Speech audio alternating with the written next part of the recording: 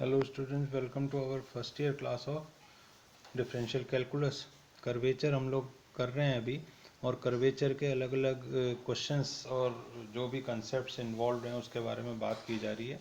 तो इसमें आप ध्यान दें कि अब की बार जो अपन ये एग्जांपल्स करेंगे उससे पहले कुछ और जो फॉर्मूलेज हैं उनके बारे में बात करना ठीक रहेगा यहाँ पे। तो सबसे पहले एक फार्मूला जिसका डेरिवेशन तो बहुत लेंदी है, इसलिए मैंने जो है इसमें सिर्फ आपको फार्मूला ही दिखाने की कोशिश की है कि फार्मूला क्या है इसका। और ये फार्मूला रिगार्डिंग है radius of curvature of polar curves. ये पोलर फॉर्म में अगर r is equal to f theta के फॉर्म में इक्वेशन दी गई है तो उसके लिए फार्मूला ये है। अब इस फॉर्मूले को जो अगर ध्यान से देखते हैं तो देखो, इसमें पहले तो आर स्क्वायर आ रहा है, एक तो ये वाला है ना, ये आर स्क्वायर है, ये और फिर है D r by D theta का होल स्क्वायर। और एक चीज़ आप खास देखेंगे कि हमेशा ऊपर पावर 3/2 ही आ रही है हर एक में। जहाँ भी कर्वेचर, रेडियस ऑफ कर्वेचर हम निकालने जा रहे हैं वहाँ पावर हमेशा क्या आ रही है, 3/2 ही आ रही है। अब आप नीचे देखें, इसमें कुछ अलग चीज़ देखने को मिलेगी, वो है r square plus 2 dr/d theta का whole square minus r dr/d theta का होल स्क्वायर। तो इस फॉर्मूले को बहुत अच्छी तरीके से याद कर लिया जाएगा तो जो है बेनिफिशियल रहेगा ये फॉर्मूला किसके लिए, पोलर कर्व्स के लिए। तो इसका डेरिवेशन मैं नहीं यहाँ पे आपको कराऊंगा, क्योंकि डेरिवेशन कराएंगे तो डेरिवेशन एग्जैक्टली कभी आता भी नहीं एग्जाम में उस तरीके डायरेक्टली। तो हम फॉर्मूला याद करके जो भी क्वेश्चंस होंगे उसमें इस फॉर्मूले को यूज़ कर पाएंगे। फिर उसके बाद एक और इम्पॉर्टेंट चीज़ है radius of curvature of pedal curves. Pedal curves क्या होते हैं, कोई भी इक्वेशन अगर P और R में है तो उसको हम pedal equation of the curve कहते हैं। ठीक है, कोई भी इक्वेशन अगर P और R में है तो उसको हम क्या बोलेंगे, पेडल इक्वेशन बोलेंगे। P क्या है, length of the perpendicular from pole to the tangent. Length of the perpendicular from pole to the tangent P है, और R जो है रेडियस वेक्टर है। तो अब इसमें इस डेरिवेशन को बहुत अच्छे से कर भी लेना एग्जाम के पॉइंट ऑफ व्यू से, क्योंकि इसमें सारे फॉर्मूले यूज हो रहे हैं। तो tan phi r d theta by d are, sin phi r d theta by d S, cos phi d r by d S. P बराबर r sin phi, ये आपको पहले कराया चुका है। psi is equal to theta plus phi. ये सारे 5 के 5 फॉर्मूले इसमें अब यूज होंगे। ये हम पहले डिस्कस कर चुके हैं, ये वाले पांचों के पांचों फॉर्मूले जिसको मैं बॉक्स में रख रहा हूँ। ये बहुत इंपॉर्टेंट फॉर्मूले हैं कर्वेचर के पॉइंट ऑफ व्यू से। तो अब हम क्या करते हैं, 3 का x के सापेक्ष अवकलन करते हैं। इक्वेशन नंबर 3 कौन सी है, ये वाली इक्वेशन जो है, इसको जो है 3 नंबर दिया गया, 3 इक्वेशन है ये। इसको जो है s के सापेक्ष अवकलन करते हैं। तो D s by D side D theta by d S, D phi by के नीचे ऐसे ऐसे लग जाएगा। 2 का r के सापेक्ष अवकलन करा तो 2 इक्वेशन p बराबर r साइन फाई है। इसका r के सापेक्ष करेंगे तो d p by d r आएगा, साइन फाई आएगा पहले, फिर r cos phi d phi by d r आएगा। तो साइन फाई तो ऐसे ही रह जाएगा, r cos phi d phi by d s लिख के d s by d r करेंगे, क्योंकि phi is a function of क्या, एस। तो फाई को पहले एस के रिस्पेक्ट में डिफरेंशियल कर दिया, फिर एस को आर के रिस्पेक्ट में कर दिया। तो यहाँ तक तो आपको करते हुए आना ही है। फिर साइन फाई को R D theta by d S रख दिया, ये पड़ा R D theta by d S. ठीक है, और D r by d S ऐसे ही रख लिया, और d s by d R D five, ये सारी वैल्यूज हैं, कॉस फाई की वैल्यू है। कॉस फाई क्या है, D r by d s, तो वहाँ से D r by d S यहाँ रख लिया। ठीक है, और ये D phi by d R D x है, तो D phi by d S ऐसे रख लिया, और d s by d are ऐसे रख लिया। तो ये सारा का सारा जो है यूज़ हुए हैं, सारे के सारे इसमें जो भी फॉर्मूले सारे यूज़ हुए हैं। अब इसको जब सिंप्लीफाई करते हैं तो हमको ये वाला एक्सप्रेशन मिलता है, क्या, R D theta by d S D phi by d S.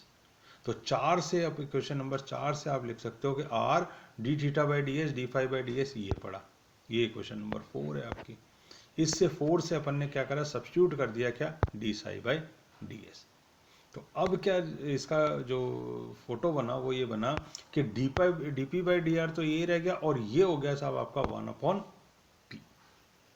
ठीक है। तो dp बाई ये हो गया 1/रो, d psi by d s जो है क्या है 1/रो। तो रो की वैल्यू जब निकालोगे यहाँ तो आर तो यहाँ है ये D r by d P, ये ऊपर चला जाएगा। तो ये बहुत इंपॉर्टेंट फॉर्मूला है, rho is equal to r d r by d p. किस केस में? जब अपन जो है equation curvature, radius of curvature उस कर्व के निकाल रहे हैं जिसको हम पेडल कर्व कह रहे हैं। तो पेडल कर्व क्या होता है? पी और एफ आर में। तो ये फॉर्मूला फिर आपका एक तैयार हो गया जिसको आपको ध्यान रखना, rho is equal to r d r by d p. और यदि P बराबर एफ आर हो तो 1 से R upon f dash r, ये भी एक फॉर्मूला है जिसको आपको ध्यान रखना है, पर बेसिकली ये वाला फॉर्मूला ज़्यादा यूज़ होगा। ठीक है, इसके बाद आगे चलें तो आगे हमारे पास एक और ये है जिसको कहना चाहिए कि फिर से एक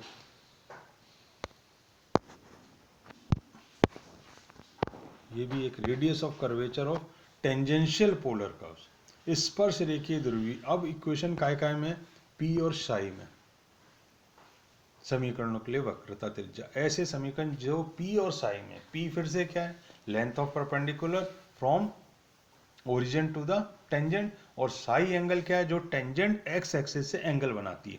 तो ये फिर एक अलग किस्म का, इसमें फॉर्मूले बहुत सारे हैं। तो सारे फॉर्मूले की अगर एक लिस्ट बना ली जाए और उस लिस्ट के अकॉर्डिंग अगर हम आगे बढ़ें याद करते हुए, तो फिर एग्जाम्पल और क्वेश्चंस करने में दिक्कत नहीं आएगी। वो दिक्कत इसलिए नहीं आएगी क्योंकि आपको पता रहेगा कि ये अगर मांग रहा है किस फॉर्म में मांग रहा है, क्या गिवन है। अगर पी साई में तो जल्दी से अलग लगेगा, आर और पी में तो फिर अलग तरीके से लगेगा, आर और थीटा में है तो फिर अलग तरीके से लगेगा, एक्स और वाई में है अगर कार्टेशियन में तो अलग से लगेगा। यानी इतने तो वो वाले फॉर्मूले, इंट्रिंसिक इक्वेशन है तो कुछ अलग तरीके से होगा। तो सारे के सारे ये फॉर्मूलों की जब आपके पास सामने लिस्ट होगी तब आप डिस्टिंग्विश कर पाएंगे कि आपको कौन सा फॉर्मूला किस समय यूज करते हुए चलना है। ठीक है, तो अब देखें आप क्या करा है इसमें। सबसे पहले वही फंडामेंटल फॉर्मूले d r by d s cos phi होता है, rho is equal to r d r by d p हम निकाल चुके हैं। तो अब हम क्या निकालेंगे? D p by d s. तो d p by d s निकालने क्या कर रहे हैं? D p by d r करें, d r by d s करें और d s by d psi कर दें। तो कहने के लिए तो ये कह सकते हैं कि साहब ये डी एस से डी एस हट गया और ये डी आर से डी आर हट गया, D p by d Sai है। तो यही वैल्यू हमने यहाँ लिखी है। तो इसको लिखने का ये तरीका है कि आप डेरिवेटिव जिसके फंक्शन के फॉर्म में उस फंक्शन में आपने एक्सटेंड करके इसको लिख लिया। तो d p by d are एक बार यहाँ रह गया, ये कॉस साई बन गया d r by d s, और d s by d psi जो था आपका ये बन गया आपका r d r by d p बन गया। तो इन सबको मिला के d p by d psi की वैल्यू क्या आ गई आपके पास? आर कॉस साई आ गई वैल्यू। और P बराबर आर साइन साई, ये बहुत इंपॉर्टेंट फॉर्मूला हर जगह यूज होगा, पहले डिराइव किया कराया जा सकता। तो अब आपके पास कॉस फाई की भी वैल्यू आ गई और अब आपके पास साइन फाई की भी वैल्यू आ गई, स्क्वायर करके दोनों को ऐड कर दें तो ये आ गया। अब क्या करा? अब ये आने के बाद सबसे देख लें दोबारा से क्या करा हमने, कि जो भी इसमें खास बात है वो ये वाला स्टेप है। इस स्टेप को अगर आपने लिखना है, ध्यान रख लिया या याद रह गया, तो ये वैल्यू आपको तैयार है, ये वैल्यू आपको तैयार है, ये तीनों वैल्यू आपके पास तैयार है और एक बार में आपके पास आर कॉस फाई आ जाएगा। ये फॉर्मूला आपने याद रखना है, स्क्वायर करके दोनों को ऐड करना है क्योंकि कॉस फाई और साइन फाई इन्वॉल्व हो रहे हैं, तो स्क्वायर करके ऐड कर दो, यहाँ आ गया। अब इसका दोनों पक्षों का P के सापेक्ष अवकलन कर लेना है। तो P के सापेक्ष अवकलन करते ही आपको ये वाला एक्सप्रेशन पूरा का पूरा यहाँ पे मिल जाने वाला है, ये वाला। और जैसे ही आप इसको सॉल्व करेंगे तो इधर रो की वैल्यू आपको तैयार मिल जाएगी, रो इज इक्वल टू पी, ये क्या है? Are d r by d P है ना, ये वैल्यू काय की है? रो की ही तो वैल्यू है। रो इज इक्वल टू ये वाला p plus d two p by d psi square, क्योंकि ये सारा ये कैंसिल हो जाने वाला आपस में। ठीक है, तो बहुत इंपॉर्टेंट फॉर्मूला ये इस सेंस में है कि इस फॉर्मूले पे बेस्ड क्वेश्चन तो आ ही सकते हैं, साथ में इस फॉर्मूले को डिराइव करना भी आ सकता है। 3 नंबर के क्वेश्चंस जो आते हैं, ट्रिकी क्वेश्चंस होते हैं। इससे पिछले वाला भी जो मैंने आपको कराया वो भी ट्रिकी क्वेश्चंस के उसमें इन्वॉल्व होता है कि इस तरीके के जो है हम बार बार अगर करेंगे, प्रैक्टिस करेंगे, तभी इन पर हाथ बैठेगा। क्योंकि एग्ज़ाम टाइम में ये दिमाग में लाना कि साहब इसको मैं इस तरीके से लिख लूँ तो इतना आसान काम नहीं है। तो इस वाले को आप हमेशा एक बॉक्स में दिखा लें रेड कलर के, ताकि आपको एकदम ध्यान आए कि अच्छा ये वाली चीज़ इसमें ये इंपॉर्टेंट है, तो मेरे को ऐसा करके फिर आगे बढ़ना है। क्योंकि ये देखते हैं कि भाई आर कॉस फाई है और आर साइन फाई है, तो ये तो एक बार में आ जाएगा कि अब कुछ स्क्वायर करके ऐड करने वाली जैसी चीज़ है तो ये आ जाएगी। पर अब इस स्टेप पे पहुंचने के बाद आपको क्या करना है, इस स्टेप पे पहुंचने के बाद फिर आपको जो है पी के सापेक्ष अवकलन करना, तो ये भी आसानी से दिमाग में नहीं आने वाला। तो ये वाला स्टेप फिर से इंपॉर्टेंट हो गया। तो इस तरीके से कुछ एक स्टेप्स इसमें ऐसे हैं जिनको आपको हमेशा याद रखते चलना। अभी मैंने वही सारे क्वेश्चंस लिए जिसमें कुछ कुछ कुछ कुछ खास बात ऐसी है कि उसको ध्यान रखे बिना क्वेश्चन को आगे बढ़ाना बहुत मुश्किल है। तो ये वाला एग्जाम्पल, ये एग्जाम्पल की श्रेणी में तो नहीं आता, ये एक्चुअली डेरिवेशन, एक फॉर्मूले का डेरिवेशन है। तो आप इस डेरिवेशन को बार बार एक दो बार जब तक करके हाथ से नहीं देखेंगे, मतलब खुद वर्कआउट नहीं करेंगे, जब तक इसको एग्ज़ाम टाइम में आप जो है रिप्रोड्यूस करना मुश्किल होगा। तो इस तरीके के कई एग्जाम्पल आपको आपकी बुक में भी सॉल्व मिल जाएंगे। उन सारे एग्जाम्पल्स को आप अच्छे से देखें।